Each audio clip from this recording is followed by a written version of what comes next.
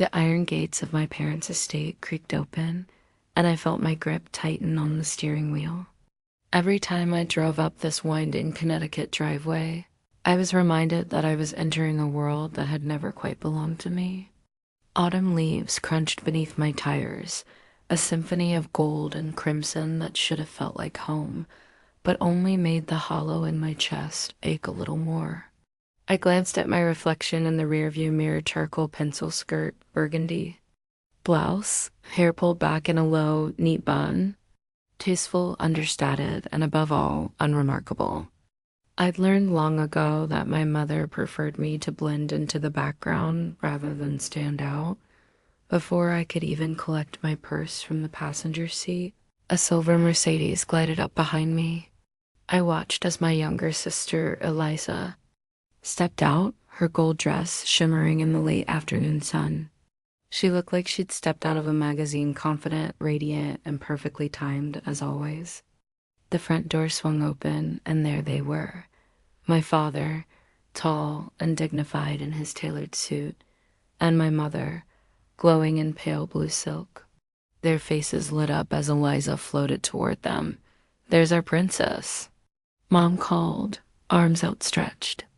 Dad swept Eliza into a bear hug, lifting her off her feet. "The guest of honor arrives." I stepped out of my car, smoothing my skirt, and walked toward them. My mother glanced over Eliza's shoulder, her smile dimming just enough that only I would notice. "Veronica, you made it." A statement, not an exclamation. Dad offered a quick pat on my shoulder before turning back to Eliza. "Sweetheart, wait until you see the decorations. We've outdone ourselves this year." Inside, the grand foyer sparkled with crystal and silver. White roses and lilies spilled from oversized vases, their scent almost overpowering. A string quartet played. Softly in the corner, nothing but the best for Robert and Eleanor White's 35th anniversary. I scanned the entrance to the dining room, where a framed seating chart sat on an antique stand. My finger traced the elegant calligraphy until I found my name. Table 14, far corner near the kitchen doors, 6 tables away from my parents. "And Eliza, we wanted to make sure you could network," Mom said, suddenly beside me. "The Hendersons will be at your table. They're always looking for tech consultants." I nodded, swallowing the familiar ache. "How thoughtful." She patted my arm distractedly before floating away to greet early arrivals. The event planner, a rail-thin woman with a clipboard, cornered my mother near the grand staircase. I moved toward the bar, but their voices carried across the marble floor. "About the photographs, Mrs. White," the planner said. "We've scheduled the photographer for 7:30. Will that work for the family portraits?" My mother's voice dropped to a stage whisper. "That's fine, but make sure we get one with just the 3 of us, Robert, myself, and Eliza. That's the one we'll want enlarged for the living room." My hand froze around the champagne flute a server had just handed me. The 3 of them, not 4, never 4. The waiter, a young man with kind eyes, noticed my expression. He topped off my glass with a sympathetic glance before discreetly moving away. I retreated to a window alcove, memories washing over me unbidden. Thanksgiving dinner, age 8, seated at the kids' table, while Eliza, just 5, sat proudly between Mom and Dad. Christmas mornings where Eliza's pile of gifts dwarfed mine, spilling across the living room floor while mine fit neatly under a single tree branch. My high school debate championship, where my parents arrived during the closing remarks, having sat through all of Eliza's elementary school choir practice beforehand. The pattern was established early and never wavered. Veronica, the afterthought. Eliza, the cherished center dot by 16. I found my escape in dog-eared business books borrowed from the library. While Eliza collected ribbons for participation in various hobbies she quickly abandoned, I drafted business plans at our kitchen table, a student concierge service. Dad had laughed, barely glancing at my detailed proposal. "Honey, focus on." Your studies. Leave the business ideas to the professionals. That same month, Eliza's watercolor of our house windows unevenly spaced, proportions impossible, was professionally framed and hung in the front hallway. My regional young entrepreneur award collected dust in my bedroom closet. The doorbell chimed again. Guests poured in, gravitating naturally toward Eliza's tinkling laugh in the center of the room. I drifted toward the edges, helping Aunt Susan find her seat, showing Uncle William where the restrooms were located. Veronica, my father called, not quite looking at me as he passed. Make sure the caterers don't forget the special. Champagne for the toast, the view, not the moat. I straightened my spine and nodded. Of course. Not a guest to be celebrated, not a daughter to be cherished. Just another set of hands to ensure the celebration ran smoothly. A celebration where I was simply another face in the crowd, watching the real family from afar. 15 minutes later, after guests assembled, the clink of silverware against crystal quieted as my father rose from his seat at the head of the table. His silver hair caught the chandelier light, and his custom tuxedo hugged his still athletic frame. He raised his glass, and the room held its collective breath. 35 years, he began, his voice carrying to every corner of the dining room. 35 years of building a legacy, a home, and a family. His gaze swept the room before landing on Eliza, his eyes crinkling at the corners. And nothing represents that legacy better than our beautiful daughters, especially our Eliza, who brings sunshine wherever she goes. I maintained my smile, the one I'd perfected over decades, as my father launched into a story about 5-year-old Eliza singing at their 20th anniversary. No mention of 15-year-old me, who had organized the entire surprise party that year. The story wound through Eliza's college graduation, her volunteer work with children, her artistic pursuits. 10 minutes passed. My name never crossed his lips. To Eleanor, my rock, my heart, Dad said, raising his glass higher. And to Eliza, the greatest gift our marriage has produced. Mother rose, tears gleaming, and wrapped Eliza in a lingering embrace. Pearls against gold as their dresses pressed together. The guests applauded. I joined them, my hands meeting in silent rhythm while I stood alone. Across the room, cousin Thomas caught my eye. He offered a slight shake of his head, barely perceptible before looking away. Aunt Barbara suddenly became engrossed in her napkin. Uncle Philip examined his watch with unusual intensity. They knew. They'd always known. Exhaled slowly, my lungs releasing air in carefully measured amounts. My face remained composed. CEO face, James called it. The one that revealed nothing during negotiations when millions hung in the balance. Tonight it masked something far more valuable than money. And now, Dad announced, a special presentation. Mother produced a red leather box from beneath the table. The distinctive Cartier packaging gleamed under the lights. The room stilled. Even the waitstaff paused. For the true fruit of our 35 years together, Father proclaimed, his voice thick with emotion. He placed the box in Eliza's manicured hands.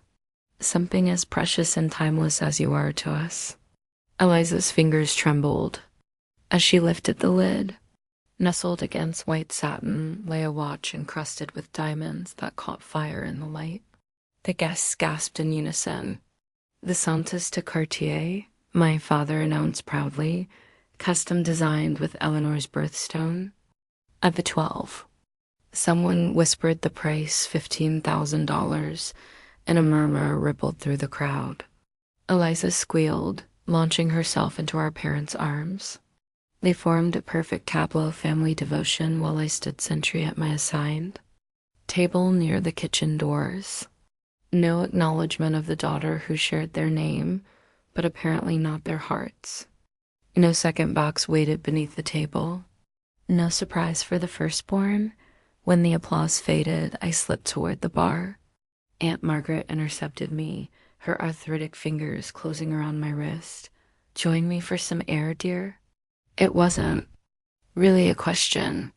On the terrace, autumn air cleared the scent of Lila from my lungs. Margaret settled her substantial frame onto a stone bench. Did you know, she began without preamble, that this is the third luxury gift they've given her this year? First the spa weekend in February, then the summer in France. My eyebrows rose. Summer in France? She told everyone she won that trip, Margaret snorted. Robert paid for everything, just like he's been paying the rent on her independent apartment these past 3 years. Cold certainty settled in my stomach. The puzzle pieces shifted, revealing a clearer picture. That explains why my Series C funding announcement disappeared from the family newsletter, I murmured. The same month, Eliza started selling homemade soaps at the farmer's market. Your mother called it a hobby update. Your $40 million investment round was mentioned in paragraph 12, below Philip Jr.'s soccer tournament. My phone buzzed in my clutch. James' name flashed on the screen alongside his message. How's the royal coronation going? Escape plan ready when you need it. A smile, genuine this time, tugged at my lips. I quickly tapped back. Standing by, may need extraction before dessert. Uncle William appeared beside us, crystal tumbler in hand. His eyes, so like my father's, held a softness his brothers never showed when looking at me. Quite a watch, he said, settling beside Margaret. Almost as impressive as that tech prize you won last month. Shame they didn't mention it in the toast. Innovation Leadership Award, I corrected gently, and it's fine. William leaned closer, bourbon warming his words. You know your success makes them uncomfortable, dear. Always has. The waiter from earlier appeared, champagne bottle at the ready. He topped off my glass with a subtle nod, moving on before anyone noticed his special attention. A small kindness in a sea of orchestrated slights. Sarah, my childhood friend, caught my eye from across the terrace and made her way over. She'd aged well, her familiar face a welcome sight among the polished strangers my parents called friends. I saw the whole thing, she whispered, squeezing my hand. Want to sneak out the back like junior prom? Before I could answer, my phone rang, my assistant's special tone. Veronica White, I answered, business voice firmly in place. Miss White, I know you're at a family event, Alexis said, following our prearranged script, but there's an urgent situation with the Singapore client. I understand. Give me 10 minutes. As I slipped the phone back into my clutch, the event planner's voice rang out across the terrace. Family photos on the grand staircase. Everyone please gather in the foyer. The guests flowed inside, a river of silk and cologne. I followed, finding my assigned mark on the lowest step.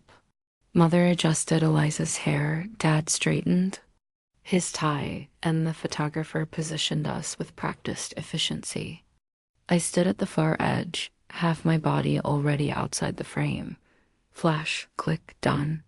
Now, Mother said, her voice carrying in the marbled space, just the 3 of us for the special portrait. She didn't look at me as she said it. Didn't need to. The instruction hung in the air, clear in its meaning. I stood frozen as they rearranged themselves, mother, father, favorite daughter in the center of the staircase. The real family, the complete family, without me. The photographer adjusted his settings. The guests watched, no one speaking. I remained exactly where I was, neither retreating nor protesting, as the final photos were taken. The image would hang. In the living room, I knew a permanent record of where I stood in the white family hierarchy. Nowhere at all. I slipped away from the party as Mom and Dad pulled Eliza to the center of the room for a champagne toast. I immediately withdrew to my father's home office, logged into my email, and called my assistant back to solve the work issue. For 15 minutes, I lost myself in charts, slides, and explanations, sending the new proposal to the Singapore clients. The familiar rhythm of work steadied me, a lifeline in the storm.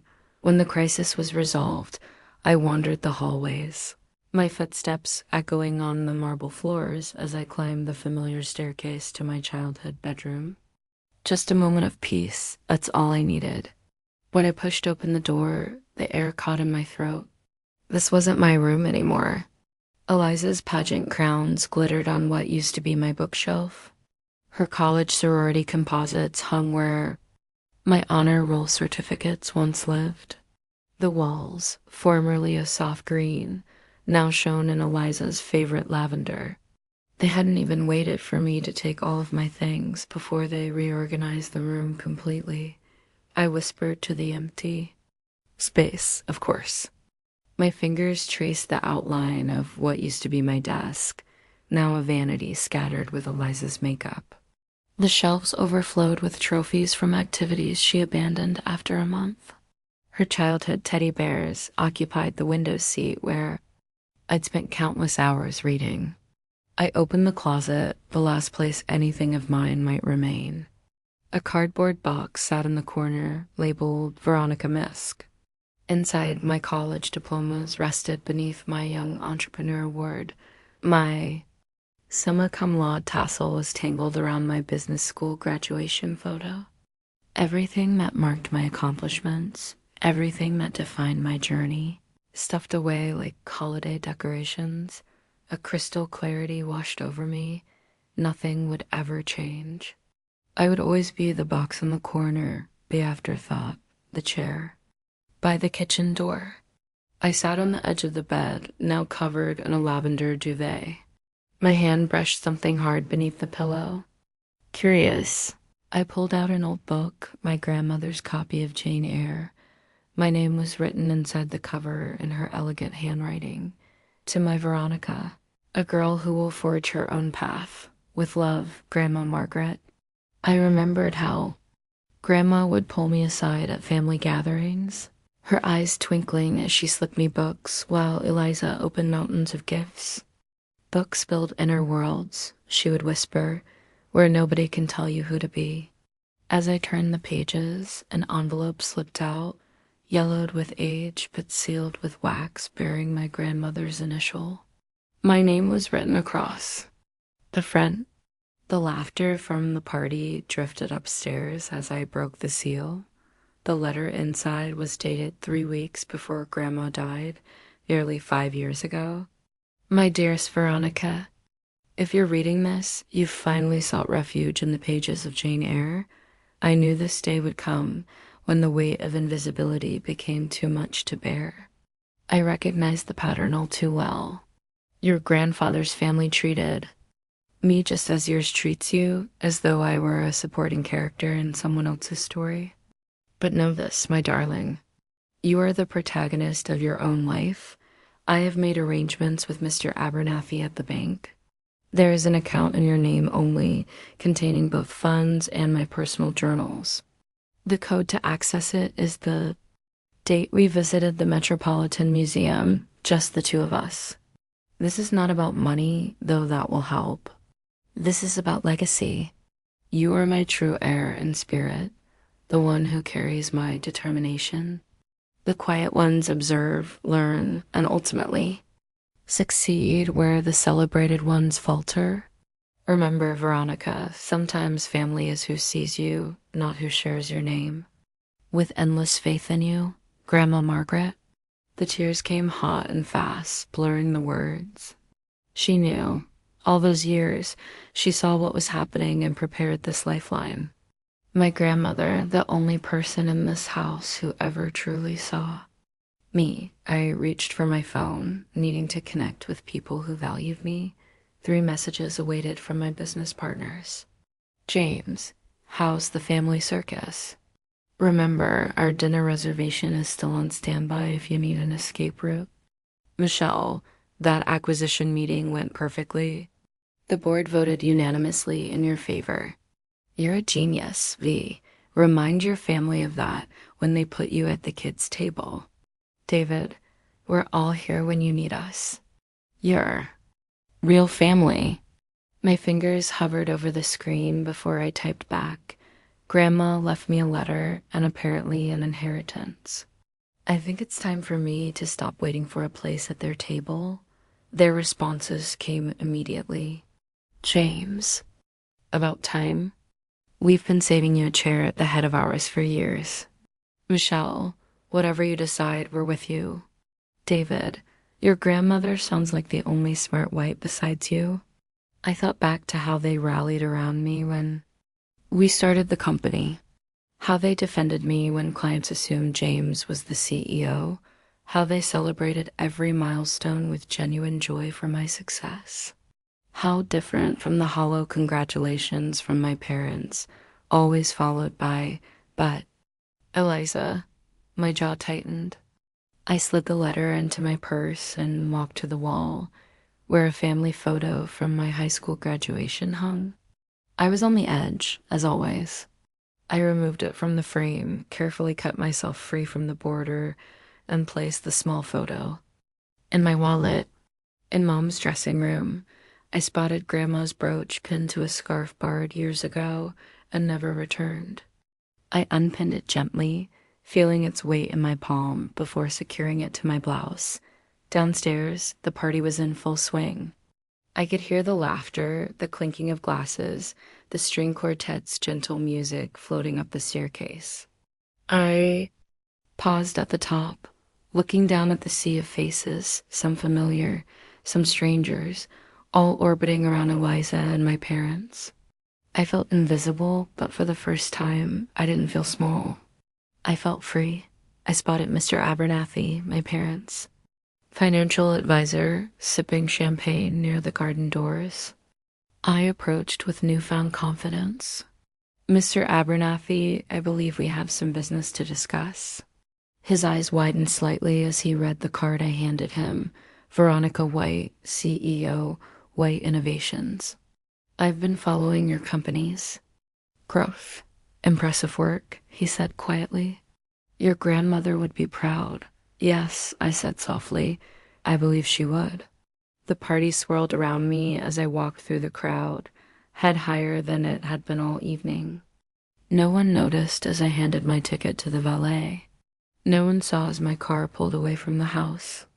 In the rearview mirror, the lights of the party grew smaller. Tears streamed down my face, but my breathing steadied. My phone buzzed with a text. From Eliza, where are you? They're about to cut the cake. I didn't reply. Instead, I touched Grandma's brooch, feeling its contours beneath my fingers. The road ahead was clear and open. For the first time in 32 years, I wasn't driving toward my parents' approval, but away from their dismissal. The empty chair I left behind could stay empty. I had a different seat waiting for me at a different table, with people who made room in their hearts. The crisp autumn air filled my lungs as I stepped out of my car at La Fontaine. The restaurant's warm golden glow spilled onto the sidewalk, a beacon after the cold shadow of my parents' estate. My hands had finally stopped trembling on the steering wheel. 40 minutes of driving with tears blurring the road had been dangerous but necessary. Some distances can't be measured in miles dot through the windows. I spotted them already gathered at our usual corner table. James, Caitlin, and Robert, my business partners, my chosen family. They hadn't seen me yet, but they were waiting. Champagne already poured. The maitre d' spotted me before I could reach the door. Miss White, we've been expecting you. His genuine smile created crinkles around his eyes. Your friends are waiting. Shall I take your coat? Inside, the restaurant hummed with quiet conversation and the gentle clink of silverware. On fine china, the scents of garlic, butter, and fresh herbs replaced the cloying perfume of my mother's white roses. James looked up first, his face brightening. There she is. I slid into my waiting chair, the one that was always reserved for me, not 6 tables away from the people I cared about. You actually escaped, Caitlin said, reaching for my hand. We were betting on whether you'd make it before dessert. James lifted his champagne flute. To the woman who built something real, he said. While others were planning parties, you were planning the future.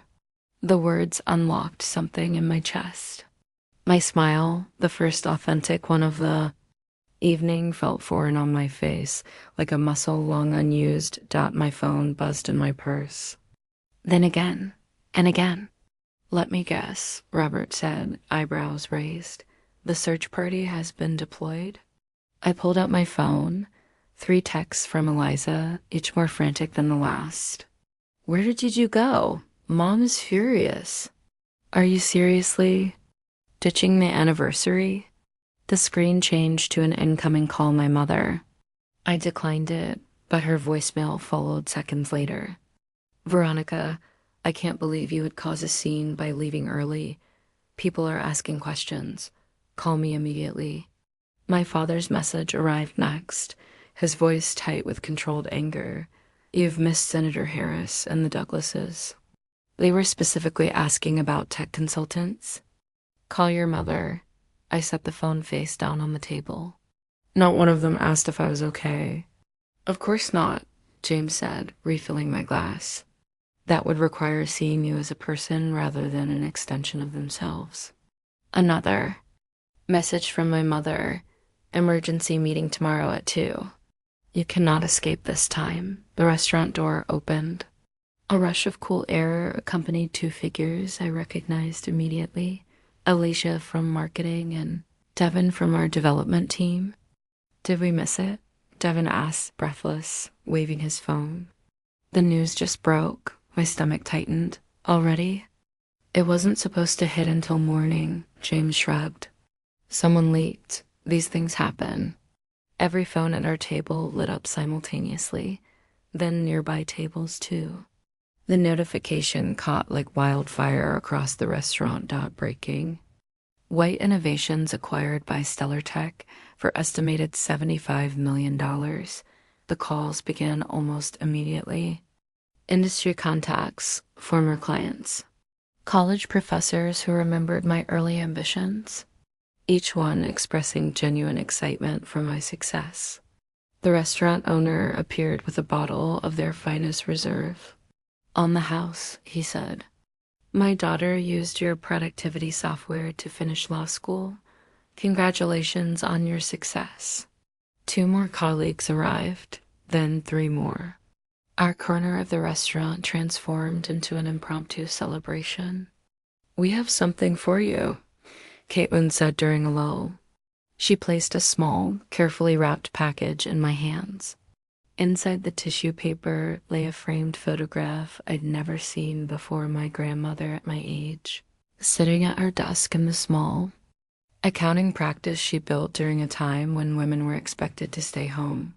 Her eyes held the same determined glint I saw in the mirror. Where did you find this? I whispered, running my finger along the silver frame. Your aunt, Margaret. She thought you should have it tonight of all nights. Later, as I came back to my apartment, I opened my laptop. The email to my family formed slowly, deliberately. No mention of the acquisition. No details they could use to make my success about them. Just clear boundaries about my participation in future family events.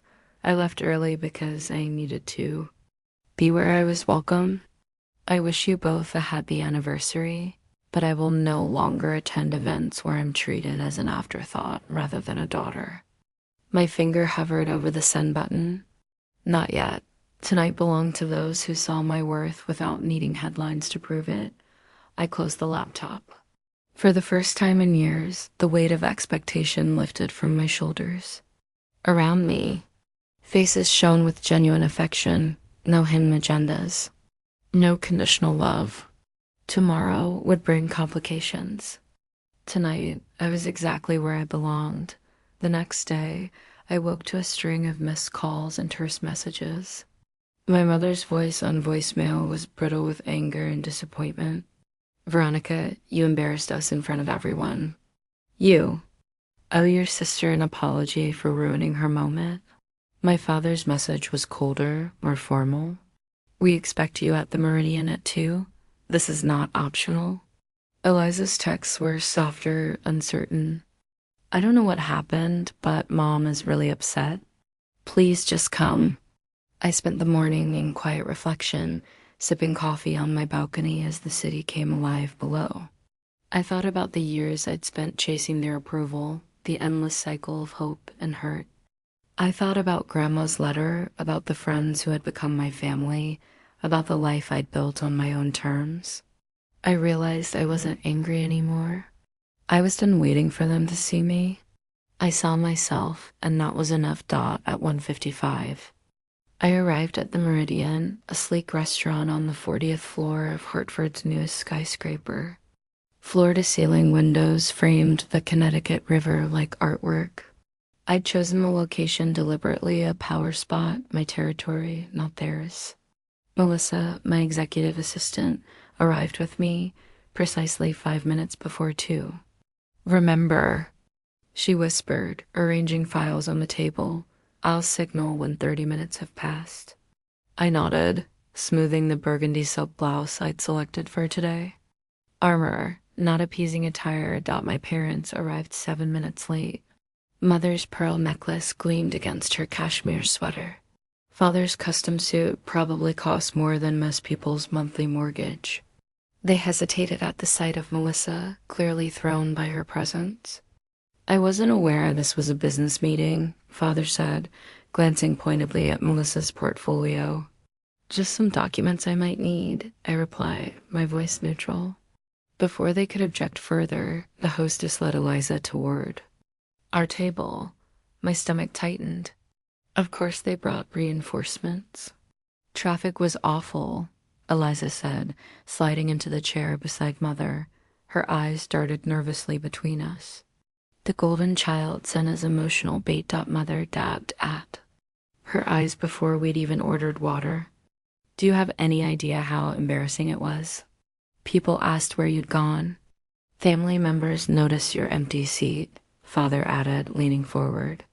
"The Hendersons specifically asked about you." The Hendersons. Always the business connection. Never concerned for me. "I left after being excluded from the family photograph," I stated simply. "The one Mother specifically requested with just the three of you?" Mother's hand fluttered to her throat. "You overheard that?" "It was just one photo, Veronica. Don't be dramatic. One photo that perfectly captures 32 years. Of family dynamics." Melissa silently slid a folder toward me. I opened it, removing childhood photographs I'd collected and arranged chronologically. Christmas, 1998. I placed the first photo on the table. Eliza front and center, me, crouched halfway out of the frame. "That was just a bad angle," Mother protested. I laid down another. My high school graduation. Both parents looking at Eliza. While I held my diploma. "This is ridiculous," Father huffed. "We attended, didn't we?" The waiter approached. Father ordered expensive scotch. Mother requested sparkling water. Eliza mimicked her choice. "Just coffee?" "Black," I told the waiter, who nodded and withdrew. Eliza leaned forward, voice rehearsed. "I felt attacked when you left, Veronica, like you were punishing me for being loved. The calculated guilt trips didn't work anymore. I simply waited. We told the family you had work stress." Mother finally admitted that you've been under pressure. "People understand burnout. How convenient." I sipped water, letting the silence stretch uncomfortably. "You've rewritten my absence into something that requires neither explanation or accountability from you." Father's face darkened. "You have obligations to this family? Your grandmother would be ashamed of your behavior." My laugh surprised even me. "Grandmother left me a letter, and funds specifically designated for me alone." I removed the letter from my folder. She recognized the pattern when she was still alive. Mother paled. "What letter? What funds?" "The ones you never told me about. The inheritance I discovered after her death." Father slammed his hand on the table, making the glassware jump. "You and your business. Playing entrepreneur instead of joining a respectable firm. You think I don't see what this is about? Attention seeking. Just like when you were little." Robert, Mother hissed, glancing around. People are starting to notice. Success has changed you, Mother said, leaning forward. You used to understand family comes first. Eliza's mascara smudged as tears formed. You always needed to make everything about you. Even my moments have to become about your feelings. Their tactics might have wounded me once. Now I saw them clearly for what they were, manipulation, not love. You're right about one thing, I said calmly. Success has changed me. It's shown me I deserve a seat at tables where I'm valued, not merely tolerated. I placed my business card in the center of the glass table. The embossed letters gleamed. Veronica White, CEO, White Innovations. My company closed a $75 million acquisition last week, I said, my voice steady.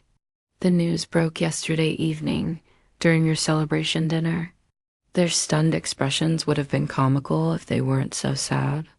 If you wish to have a relationship moving forward, it will be on new terms, equal respect, no more exclusion. No more Veronica in the corner while Eliza takes center stage. Father recovered first, his jaw tightening. Now, listen here. No, I interrupted, standing. You've had 32 years to speak. I've had my say today. I gathered my things while they sat frozen. Melissa followed my lead, quietly collecting her files. I'd like a relationship with all of you, I said, my voice softening slightly. But I no longer need one. There's a difference. Mother's hand trembled around her water glass. Father's jaw clenched.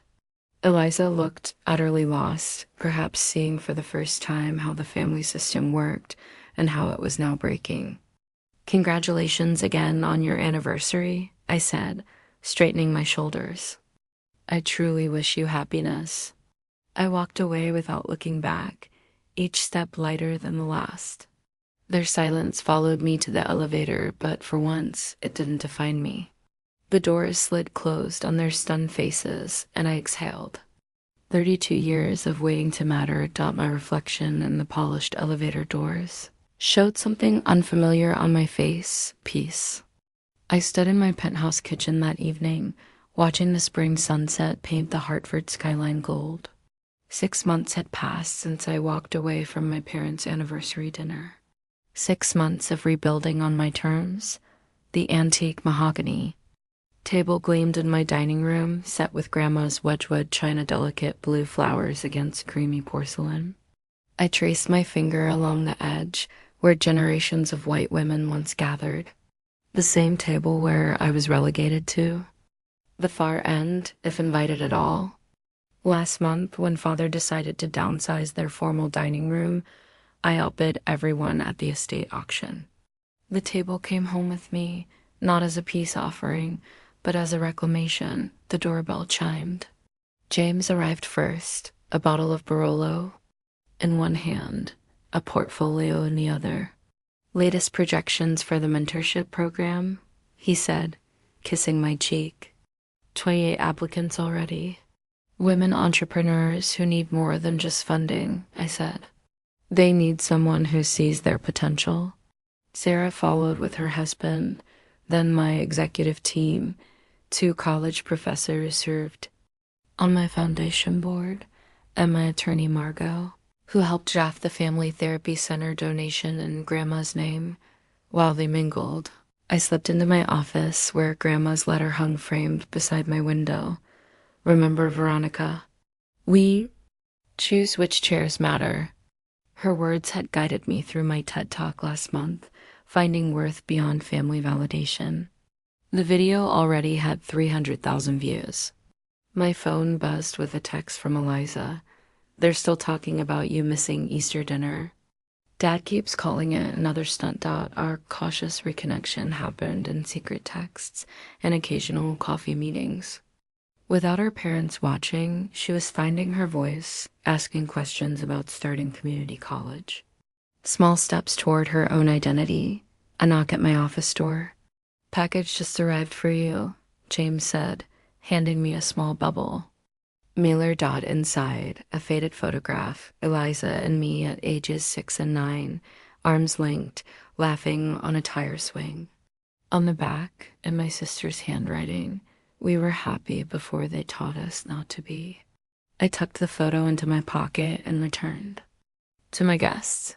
They'd gathered around the table, wine glasses filled, conversation flowing. No one checking their watch or measuring their words. No subtle jockeying for favor. I took my place at the head of the table. My place, not earned through manipulation or birthright, but offered freely by people who valued my presence. To Veronica, James said, raising his glass, whose white family foundation just awarded its first scholarship to that brilliant girl from Bridgeport. To second chances, added Sarah. I stood, feeling the weight of Grandma's brooch pinned above my heart. To chairs that matter, I said, and the people who fill them. Later, as my guests departed, I lingered at the empty table. Tomorrow I'd host again, place cards already written in my hand for each person who chose me, not out of obligation, but genuine connection. At the far end stood one empty chair, not a place of exile, but a reminder of what I left behind and what I'd found instead. I ran my fingers across the polished wood of Grandma's table, now mine, now filled with laughter instead of judgment, with genuine interest instead of performance. The chair that matters most is the one where you're truly seen. And finally, I was, the next morning. I woke to sunlight streaming through my windows and a sense of possibility I hadn't felt in years. I brewed coffee, sat at my kitchen table, and wrote in my journal. I wrote about the pain of being overlooked, the courage it took to walk away, and the joy of finding my own place in the world. I wrote about the people who had chosen me, who had seen my worth, who had helped me build a life that was honest and whole. The weeks that followed were filled with a new kind of peace. I poured my energy into the mentorship program, meeting with young women who reminded me of myself at 20, ambitious, uncertain, hungry for someone to believe in them. I listened to their stories, offered advice, and watched as their confidence grew with every small victory. Each time I saw one of them take a risk, pitch an idea, or simply speak up for herself, I felt a quiet pride that ran deeper than any award or headline. My circle of friends became my anchor. We gathered for dinners, celebrated birthdays, and supported each other through setbacks and triumphs. There was no competition, no need to prove anything, just the comfort of being seen and accepted. I realized that the family I'd built was not an accident, but the result of years of choosing people who valued honesty, kindness, and growth. Eliza and I continued our cautious reconnection. She texted me about her classes, her new job at a local bookstore, and the small victories she was proud of. Sometimes she asked for advice, sometimes she just wanted to share a funny story. Our conversations were tentative but real. A fragile bridge built on shared memories and a mutual desire for something better. One Saturday, she invited me to lunch at a quiet cafe near the river. She arrived early, her hair pulled back in a simple ponytail, her face free of the makeup and anxiety that had once defined her. "I wanted to thank you," she said, stirring her tea, "for not giving up on me, for showing me that it's okay to want more than what we were taught to expect." I smiled, feeling a warmth I hadn't expected. "You don't owe me anything." "Eliza, I'm just glad you're finding your own way."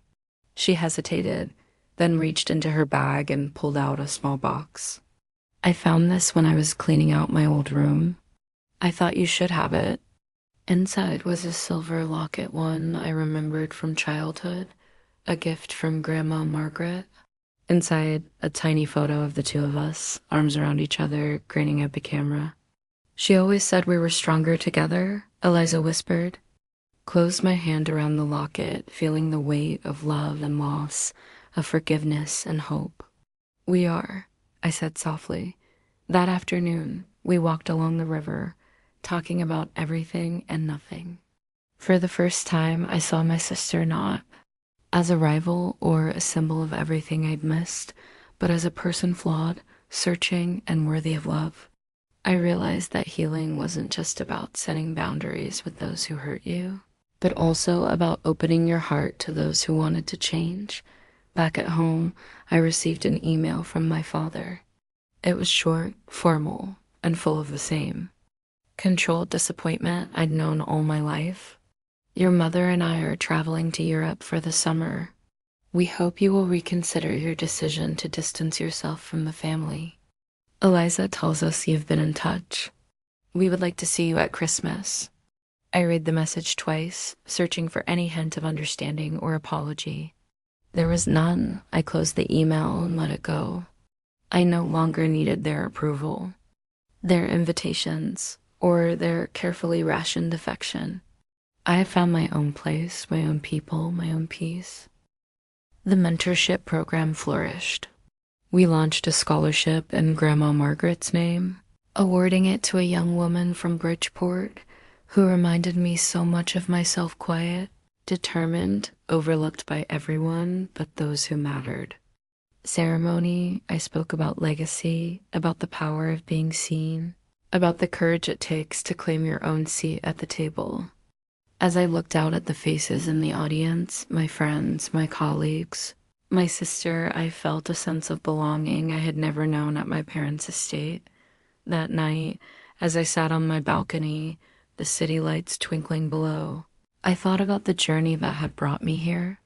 The pain, the rejection, the loneliness, but also the strength, the resilience, the love. I realized that every step, every heartbreak, every act of courage had been worth it. I had built a life that was mine, a family that was chosen, a legacy that would outlast any Cartier watch or family portrait. I touched the locket at my throat, feeling Grandma's presence, her faith in me, her quiet wisdom. I whispered a thank you to the night, to the girl I had been, to the woman I had become, and to the future that was finally truly mine. Autumn returned, painting the city in gold and fire. I found myself savoring the small rituals of my new life morning.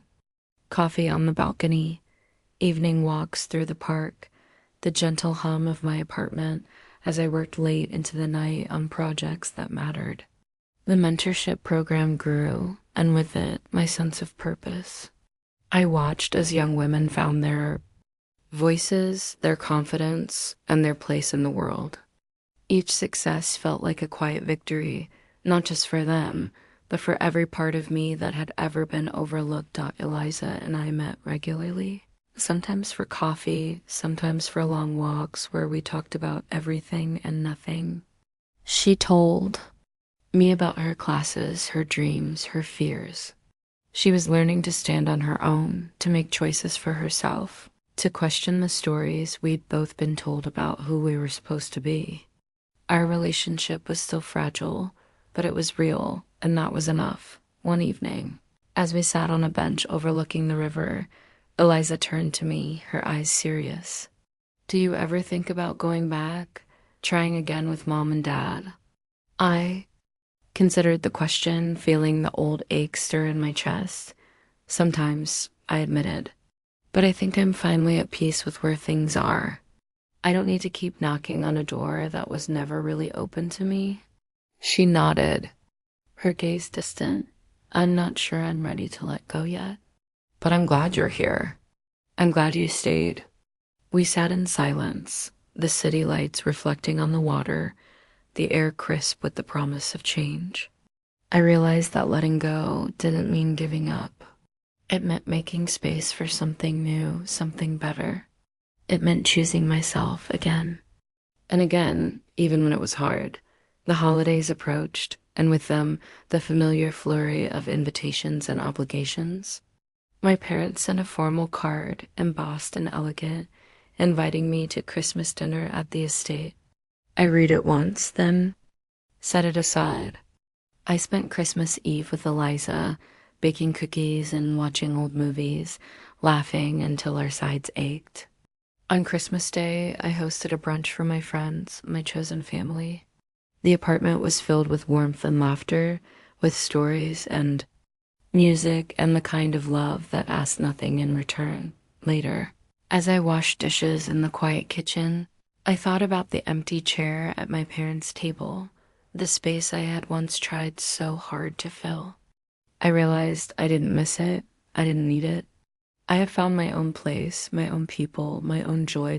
In January, I received a letter from my mother. It was handwritten, the script careful and precise. She wrote about their travels, about the parties and the people they'd met, about Eliza's visits and the way the house felt emptier without us. She didn't apologize, not directly, but there was a softness in her words, a hint of longing, a question left unasked. I wrote back, brief but kind, sharing news of my work, my friends, my life. I didn't offer more than I was willing to give, and for the first time, that felt like enough. Spring brought new beginnings. The mentorship program expanded, partnering with local schools and community centers. I spoke at conferences, sharing my story, hoping to inspire others to claim their own worth, to build their own tables, to choose their own families. Each time I stood on stage, I felt Grandma's presence, her faith in me, her quiet encouragement. Eliza called one afternoon, her voice bright with excitement. I got into the program I wanted. I start next month. I cheered, proud of her, proud of us. We celebrated with dinner at our favorite restaurant, toasting to new chapters, to second chances, to the future. That night, as I walked home beneath the blooming cherry trees, I thought about the journey that had brought me here, the pain, the loss, the courage it took to walk away. I realized that every ending had been a beginning in disguise, every closed door an invitation to find another way. I stood at my window, looking out at the city, and felt a deep sense of peace. I had learned to let go of what was never mine, to cherish what I had built, to trust in the love that had found me when I stopped searching for it in the wrong places. The chair at my parents' table would always be empty, but the seat I had claimed for myself at my own table, in my own life, was filled with everything I had ever needed. The first warm days of summer arrived, and with them, a sense of lightness I hadn't felt in years. My apartment was filled with sunlight and the scent of fresh flowers from the market. I spent my mornings running along the river, my afternoons working with the next class of mentees, and my evenings surrounded by friends who had become family.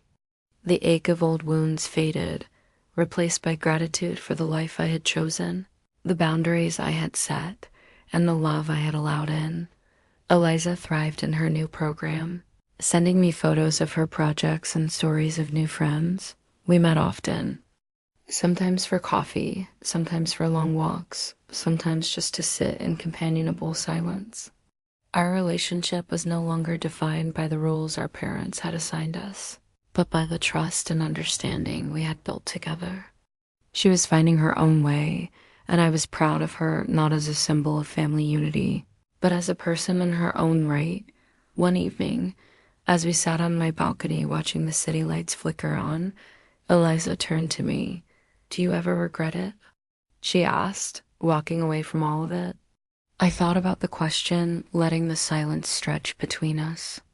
"I regret that it had to be that way," I said honestly. "But I don't regret choosing myself. I don't regret building a life where I'm seen, where I'm valued, where I can give and receive love without conditions." She nodded, her eyes shining. "I hope I can do that too." "You already are," I told her. "Every day you choose what's right for you, you're doing it." As the weeks passed, I found myself reflecting on the journey that had brought me here. The pain of exclusion, the sting of being overlooked, the courage it took to set boundaries and walk away. I realized that every step, every heartbreak, every act of self-respect had been necessary. They had shaped me, taught me what I was capable of, and shown me the power of choosing my own happiness. The mentorship program celebrated its first graduating class with a small ceremony. The young women I had guided stood tall, their faces alight with pride and hope. As I handed out certificates, I saw in their eyes the same hunger for recognition, the same longing to be seen that had once driven me. I told them what I wished. Someone had told me, "You are enough. You deserve a seat at any table you choose. And if that table doesn't exist, build your own." After the ceremony, my friends and colleagues gathered at my apartment for a celebration. The room was filled with laughter, music, and the easy warmth of people who cared for one another. I looked around at the faces some I had known for years. Others I had only just met and felt a deep sense of belonging. This was my family, chosen and cherished, built not on obligation but on love.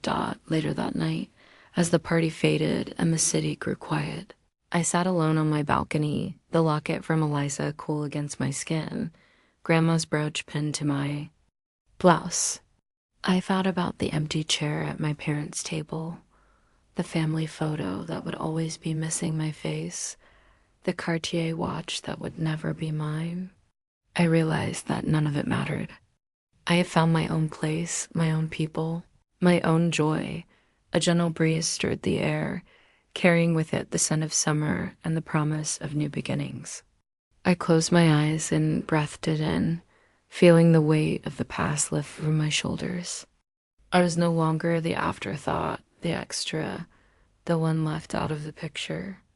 I was the author of my own story, the architect of my own happiness, the keeper of my own legacy. As dawn crept over the city, painting the sky in shades of gold and rose, I made a quiet promise to myself to keep choosing what's real, to keep honoring my worth, to keep loving fiercely and without apology. I would remember the lessons of the past, but I would not let them define me. I would celebrate the family I had built, the life I had claimed, the woman I had become. And if ever I doubted, if ever the old ache returned, I would look at the table in my dining room set with Grandma's china, surrounded by friends, laughter, and love, and know that I was exactly where I was meant to be.